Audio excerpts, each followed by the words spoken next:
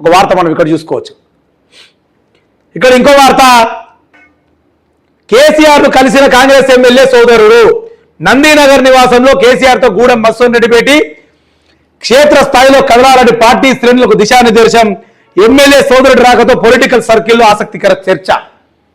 ఎవరయ్యా ఆయన అంటే మస్సూన్ రెడ్డి ఎవరంటేనా గూడెం పటాన్చెరు కాంగ్రెస్ ఎమ్మెల్యే ఏం కాదైనా కారు గుర్తు మీద గెలిచి బీఆర్ఎస్ టికెట్ తీసుకొని కారు గుర్తు మీద గెలిచి కాంగ్రెస్ పార్టీ అధికారం ఉందని జంప్ అయిన దొంగ జపం ఎమ్మెల్యే, దొంగ ఎమ్మెల్యేని చెప్పొచ్చు డైరెక్ట్ అయినా. ఎందుకంటే ప్రజల్ని మోసం చేసిన మోసపూరితమైన అంటారు కదా, మోసగాడు పచ్చి మోసగాడు గూడెం మైపాల్ రెడ్డి అని చెప్పొచ్చు. ప్రజలు మోసం చేసిన మోసగాడైనా పిలిచేది, మహానుభావుడు అయితే ఓడి విలువడు కదా.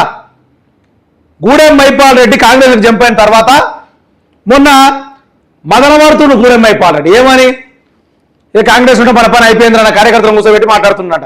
అరే కాంగ్రెస్ ఉంటే మన పని అయిపోయిందిరా ఆయన, ఇక మనం దేక్చోడు లేడు, మొత్తం గ్రౌండ్ లెవెల్లో చూసుకుంటే మొత్తం బీఆర్ఎస్కి ఉంది, అనవసరంగా పోయి కాంగ్రెస్ పార్టీలో ఏరినా కూడా నా ప్రాణమంతా బీఆర్ఎస్లోనే ఉన్నది అంటే ఇప్పుడు సోయికి వచ్చిన అది నాకు మొన్న మాట్లాడుతున్న మాట చూసినాం మనం. ఈసారి మున్సిపల్ ఎలక్షన్ మనం బీఆర్ఎస్ని గెలిపించుకోవాలన్న అంటే ఒక డైవర్షన్ పాలిటిక్స్ చేసే ప్రయత్నం చేయాలి. అంటే మళ్ళా మెల్లగా ప్రజల సానుభూతి తీసుకొని మళ్ళీ వచ్చి కేటీఆర్ను కేసీఆర్ను కలిసి మళ్ళీ పార్టీలో చేరడానికి ప్రయత్నం చేస్తుండు గూడెం మైపాల్ రెడ్డి. ఇప్పుడు ఆయన గట్టి శాఖే కలిగిందని చెప్పాలి. నిన్న నందినగర్ నివాసంలో గూడెం మైపాల్ రెడ్డి సోదరుడు గూడెం మస్సూన్ రెడ్డి వచ్చేసి నిన్న కేసీఆర్ గారిని కలిసిన వార్త కూడా మనం చూసుకోవచ్చు. ఈ భేటీలా రాజకీయ వర్గాల్లో చాలా మంచి చర్చ జరుగుతున్నారు. ఎందుకంటే గూడెం మైపాల్ రెడ్డి ఏమో తిరిగి టీఆర్ఎస్లోకి వద్దామని స్కెచ్లు అయినుండు, ఆయన స్కెచ్కు భిన్నంగా Gudem Masoon Reddy party BRS party అధినేతను కలిసి ఆయన పోటీ చేయడానికి సిద్ధం ఉన్నట్టు కూడా కనబడుతుంది. అంటే ఆయన మళ్ళీ ఫిగర్ కావాలి. గూడెం మైపాల్ రెడ్డికి ఆపోజిట్ గా గూడెం మస్సూన్ రెడ్డి పటాన్చెరువులో నిలబడడానికి సిద్ధంగా ఉన్నాడు అనేది కూడా ఒక సంకేతం అని మనం చెప్పుకోవాలి. ఇదంతా కూడా మరి ఇవాళ ఎటువంటి వాళ్ళకు కూడా ఛాన్స్ కేసీఆర్ ఇస్తే వీళ్ళకు కూడా లైఫ్ ఉంటుంది. ఆ దొంగలకు ఆ మోసగాళ్ళకు మళ్ళీ ఇవ్వద్దు, ఆ దొంగలకు ఆ మోసగాళ్ళ మళ్ళీ దగ్గర రానియొద్దు కేసీఆర్ గారు. నిజంగా చెప్తారు, మీరు రానియొద్దు.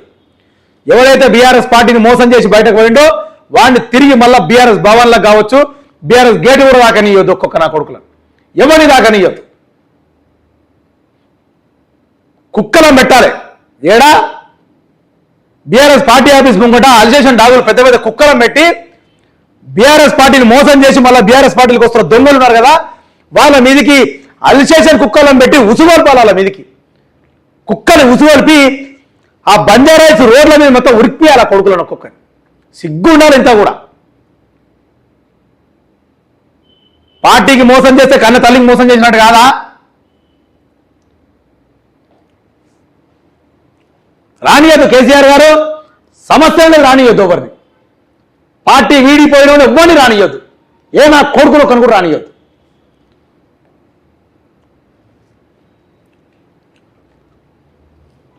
అయితే ఇక్కడ